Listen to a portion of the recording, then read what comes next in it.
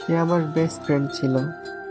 তার সাথে কাটিয়েছি 3 বছরেরও বেশি সময়।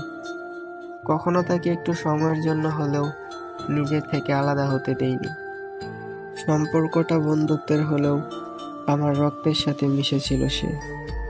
তাকে ভীষণ ভালোবাসতাম, সবসময় তাকে আগলে রাখতাম।